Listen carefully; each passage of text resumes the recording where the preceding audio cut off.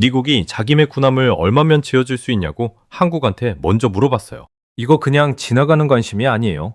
미국 국방부가 진짜로 구축함이랑 군수지원함 가격이 대략 얼마인지, 얼마나 많이 지을 수 있는지, 납기는 언제쯤 맞출 수 있는지 이걸 다 구체적으로 물어봤어요. 그냥 인사치레였으면 이렇게까지 세세하게 숫자를 요구하지는 않았을 거예요. 진짜 계산기를 두드려 본 거예요. 시작하기 전에 하나만 부탁할게요. 이런 국뽕 스토리 매일 올라오니까 구독 눌러놓고 편하게 보세요. 자, 다시 본론으로 가보면 이 질문을 받은 곳은 한국의 HD 현대중공업이에요. 울산에 있는 그 조선소예요. 근데 생각해보면 좀 이상하지 않아요? 미국은 세계 최강 해군을 가진 나라예요. 항공모함도 자기들이 만들고 핵잠수함도 자기들이 만드는 나라가 왜 굳이 한국한테 군함 가격표를 보내달라고 했을까요? 답은 간단해요. 미국은 지금 자기 손으로 제때 배를 못 만드는 나라가 됐거든요. 한때는 세계 상선의 대부분을 미국 조선소가 찍어냈어요. 근데 지금 미국 조선업은 민간 상선 시장에서 거의 존재감이 없다고 봐도 될 정도예요. 군함 만드는 조선소도 사정은 비슷해요. 숙련 인력은 줄어들고 설비는 낡아가고 정작 필요한 배는 계획보다 몇 년씩 늦게 나와요. 있는 조선소 숫자로는 해군이 원하는 속도로 함정을 못 만드는 상황이 된 거예요.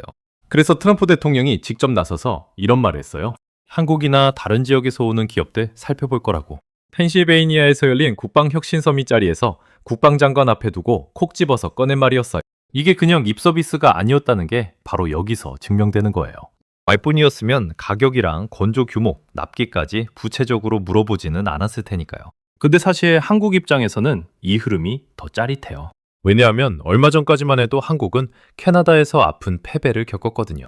캐나다가 잠수함 12척을 새로 짓는 초대형 국방 사업을 냈는데 하나오션이 여기 도전장을 냈었어요. 한국 해군이 실제로 운용하고 있는 장보고, 3급 잠수함을 앞세워서 빠른 납기랑 실전 경험을 무기로 내밀었어요. 근데 최종 우선 협상 대상자 자리는 독일의 티센크루프 마린 시스템즈한테 넘어갔어요. 하나오션은 예비 공급자로 밀려나고 만 거예요. 그 상처가 아물기도 전에 이번엔 미국이 먼저 문을 두드린 거예요. 밀린 쪽이 아니라 찾아오게 만든 쪽이 된 거예요. 그리고 이 흐름은 갑자기 튀어나온 게 아니에요. 이미 며칠 전에 워싱턴에서 진짜 상징적인 장면이 있었어요. 한미조선협력센터라는 이름으로 미국 워싱턴 현지에 사무실이 하나 문을 열었어요. 한국 조선사들이 남의 나라도 아니고 미국 심장부에 직접 거점을 만든 거예요. 그날 하루에만 양해각서가 15건이나 체결됐어요. HD 한국조선해양은 독일 지멘스랑 하나오션은 미국 방산설계사인 깁센콕스랑 또 다른 현지 업체랑 삼성중공업은 미국의 사로닉이랑 비거마린이라는 업체랑 HD 현대사모는 워싱턴 유나이티드 터미널스라는 현지 업체랑 각각 손을 잡았어요. 트럼프 대통령이 한국 조선업에 도와달라고 공개적으로 요청한 지 한 해 8달 만에 나온 결실이었어요. 그러니까 지금 벌어지는 이 질문, 군함, 가격이 얼마냐는 이 질문은 갑자기 떨어진 행운이 아니라 캐나다에서의 패배, 워싱턴 개소식, 그리고 트럼프의 공개 언급까지 차곡차곡 쌓아온 결과라는 거예요. 사실 이 모든 흐름 뒤에는 숫자로 딱 박힌 약속도 있었어요. 한미 양국이 합의한 대미 투자 규모가 3,500억 달러였는데 그 중에 1,500억 달러, 그러니까 절반에 가까운 돈이 조선업에 들어가기로 되어 있었어요. 그냥 말로만 협력하자고 한 게 아니라 돈이 이미 조선업 쪽으로 방향을 잡아놓은 상태였다는 거예요.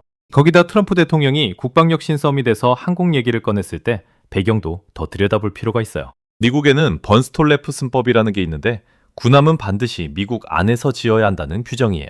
그런데 이 법의 예외를 검토할 수도 있다는 이야기까지 그 자리에서 나왔었어요. 법으로 막혀있던 문까지 열어줄 수 있다는 신호였던 거예요. 사실 이번 요청이 처음 있는 접촉도 아니에요. 이미 몇 주 전에 미국 해군이랑 국방부가 한국 조선 3사한테 전투함이랑 급유함 관련해서 정보 요청서라는 걸 보낸 적이 있어요. 미국 역사상 처음 있는 일이었어요.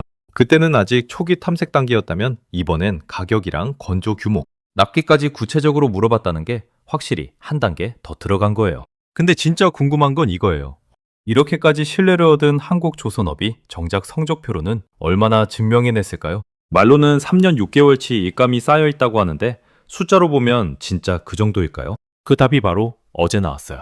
7월 29일 HD 한국조선해양이 2월 분기 실적을 공시했는데 매출 8조 9,270억 원, 영업이익 1조 6,451억 원을 기록했어요. 작년 같은 분기랑 비교하면 매출은 20.2%, 영업이익은 72.5%나 늘어난 숫자예요. 근데 진짜 봐야 할 건 이 숫자 뒤에 있는 비율이에요. 조선부문 영업이익률이 18.8%가 나왔거든요. 직전 분기보다도 오르고 작년 같은 분기보다는 5.9%포인트나 뛴 거예요. 배 한 척 팔아서 남기는 이윤이 그만큼 두툼해졌다는 소리에 계열사별로 뜯어보면 더 재밌어요.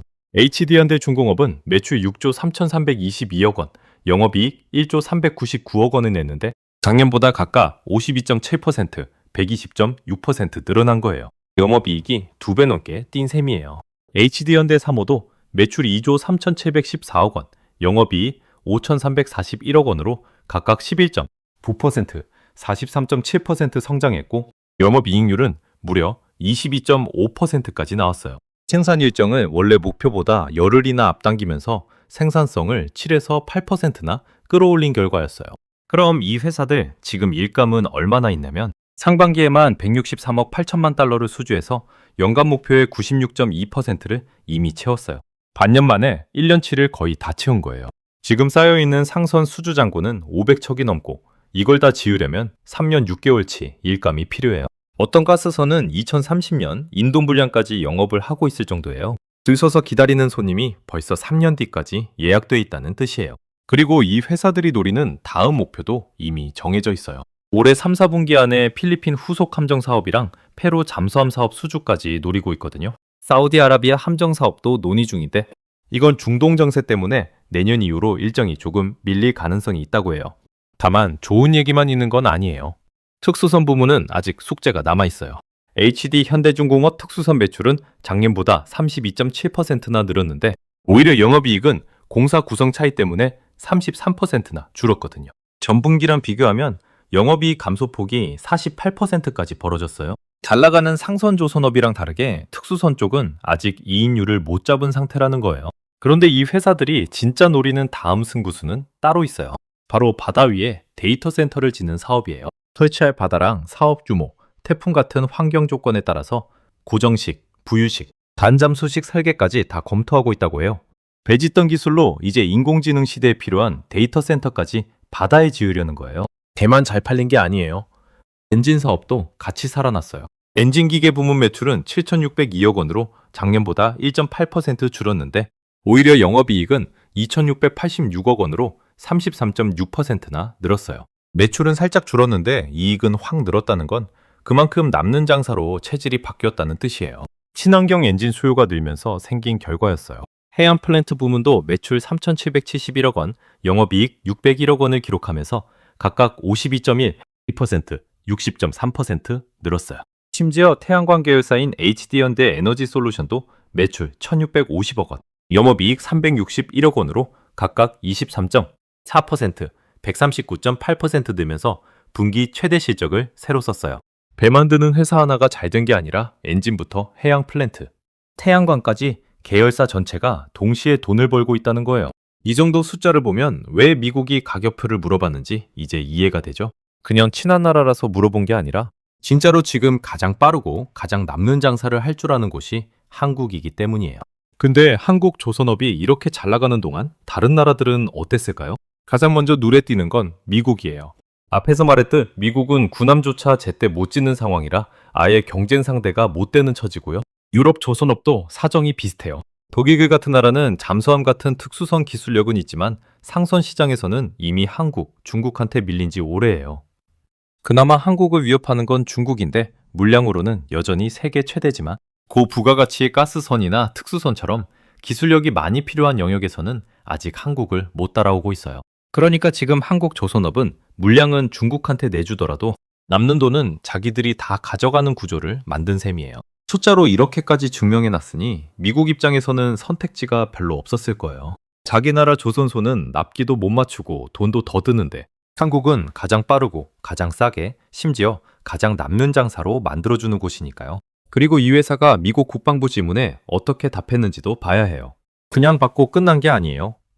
HD 현대중공업은 이걸 진짜 진지하게 받아들여서 가격이랑 건조 규모 관련 자료를 실제로 제출했어요. 미국이 한국 안에서 함정을 지을 수 있는지 기초조사를 하는 걸로 보고 요청받은 정보를 그대로 넘긴 거예요. 질문을 받고 서류로 답한 순간 이 흐름은 그냥 소문이 아니라 실제로 움직이는 협상이 된 거예요. 사실 이 정보 요청 자체가 미국 역사상 처음 있는 일이었어요. 미국이 자기 나라 밖 조선소한테 이런 식으로 가격이랑 건조 규모를 물어본 적이 그동안 단 한 번도 없었거든요. 그리고 이게 걸려있는 시장 규모가 어마어마해요. 미국 함정 시장 전체 규모가 1600조 원에 달한다는 얘기가 나올 정도예요. 낡은 함대를 새로 채워야 하는데 자기 나라 조선소로는 감당이 안 되니까 결국 밖으로 눈을 돌린 거고, 그 눈이 향한 곳이 한국이었던 거예요. 근데 이 회사가 노리는 건 군함만이 아니에요. 바다 위에 데이터 센터를 짓겠다는 구상이 지금 한창 진행 중이에요. 지금 인공지능 때문에 데이터 센터 수요는 폭발적으로 느는데 정작 육지에는 자리도 없고 전기도 부족한 상황이거든요. 그래서 아예 바다 위에 데이터 센터를 띄우자는 아이디어가 나온 거예요. 설치할 바다랑 사업 규모, 태풍 같은 환경 조건에 따라서 고정식, 부유식, 반잠수식 설계까지 다 검토하고 있어요. 당장은 선박용 엔진을 그대로 발전기로 써서 전기를 만들고, 나중에는 해상 풍력이랑 소형 모듈 원전을 결합해서 탄소를 아예 배출하지 않는 해상 데이터 센터까지 만들겠다는 구상이에요. 배를 만들던 기술이 이제 인공지능 시대에 인프라를 만드는 기술로 넘어가고 있는 거예요. 이렇게 놓고 보면 지금 한국 조선업이 서 있는 위치가 좀 다르게 보여요. 예전에는 그냥 배를 얼마나 잘 만드느냐가 경쟁력이었다면 지금은 군사, 안보, 에너지, 인공지능 인프라까지 다 엮여있는 산업이 된 거예요. 그리고 이 흐름이 왜 하필 지금 한국한테 몰렸는지도 다시 생각해 볼 필요가 있어요. 중국은 물량은 세계에서 제일 많지만 미국이 안보상 이유로 중국 조선소에 함정을 맡길 수는 없는 노릇이에요. 아무리 가격이 싸도 자기 나라 해군 함정을 잠재적 전쟁국한테 맡긴다는 건 처음부터 선택지에 없는 이야기니까요. 일본은 한때 조선 강국이었지만 지금은 고령화된 인력이랑 낡은 설비 때문에 대형 물량을 감당하기가 벅찬 상황이고요. 유럽은 독일처럼 기술력 있는 나라도 있지만 물량과 속도에서는 이미 한국한테 밀린 지 오래예요. 결국 남는 건 한국이에요. 기술력도 있고 속도도 있고 무엇보다 지금 미국이 가장 믿고 물어볼 수 있는 동맹국이라는 조건까지 다 갖춘 거예요. 안보상 믿을 수 있으면서 동시에 기술력과 생산, 속도 광고까지 갖춘 나라는 지금 지구상에 한국 말고는 딱히 없다고 봐도 될 정도예요. 사실 한국 조선업이 처음부터 이렇게 잘 나갔던 건 아니에요. 2010년대 중반에는 저유가랑 물량 급감이 겹치면서 조선 3사가 동시에 존폐 위기에 몰렸던 시절이 있었어요. 구조조정의 인력 감축까지 겪으면서 만드는 사람들 사이에서는 이 업종에 미래가 있냐는 얘기까지 나왔던 때였어요. 한때는 일본이 조선업 최강국이었고 그 다음엔 중국이 물량으로 밀어붙이면서 한국이 설 자리가 점점 좁아지는 것처럼 보이던 시기도 있었어요. 그 시절을 버텨낸 사람들이 지금 이 자리에 있는 거예요. 그때 살아남은 방법이 바로 지금 통하고 있는 그 전략이었어요. 물량으로 밀어붙이는 싸움 대신 고부가가치 선박으로 승부하는 쪽으로 방향을 튼 거예요. 남들이 많이 짓는 배를 따라 짓는 대신 아무나 못 짓는 배를 짓기로 한 거예요. 그 결과가 바로 지금 조선부문 영업이익률 18.8%라는 숫자로 돌아온 거고요. 힘들었던 시절에 심어놓은 씨앗이 지금 열매를 맺고 있는 셈이에요. 오늘 나온 숫자들 한번 쭉 다시 떠올려 볼게요. 매출 8조 9,270억 원, 영업이익 1조 6,451억 원, 상반기 수주 목표 96.2% 달성, 수주잔고 500척 이상 3년 6개월치 일감. 그리고 이 모든 실력을 확인한 미국이 먼저 군함 가격표를 물어본 상황까지. 이 숫자들이 그냥 회사 실적표가 아니라 한국이라는 나라의 위상이 어디까지 올라왔는지 보여주는 지표라고 저는 생각해요. 그리고 이 흐름은 여기서 끝나지 않을 거예요. 지금 미국이 물어본 건 아직 가격이란 규모예요. 계약서에 도장을 찍은 단계는 아니라는 뜻이에요. 근데 캐나다에서 밀렸던 납품이 워싱턴 개소식으로 이어졌고, 그 개소식이 이번 정보 제출로 이어진 흐름을 보면 다음 단계가 뭘지는 어느 정도 짐작이 가요. 필리핀 후속 함정 페루 잠수함, 사우디 함정 사업까지 줄줄이 대기하고 있는 지금 미국 군함 사업까지 이어진다면 이건 그냥 큰 계약 하나가 아니라 한국 조선업의 위상 자체가 바뀌는 사건이 될 거예요. 처음으로 다시 돌아가 볼게요. 미국이 자기네 군함을 얼마면 지어줄 수 있냐고 한국한테 먼저 물어봤어요. 이 질문 하나가 시작이었어요. 근데 이 질문이 나오기까지 캐나다에서의 패배도 있었고 워싱턴에 문을 연 사무실도 있었고 어제 나온 확정 실적표도 있었어요. 그 모든 게 쌓여서 미국이 자존심을 접고 먼저 가격을 물어보게 만든 거예요. 배 만드는 나라에서 이제는 세계 최강대국이 먼저 손을 내미는 나라가 됐다는 거. 이거 진짜 자부심 가져도 될 일이라고 생각해요. 오늘 영상 여기까지예요. 이런 국뽕 스토리 앞으로도 계속 다룰 거니까 구독이랑 좋아요 눌러놓고 다음 영상에서 만나요.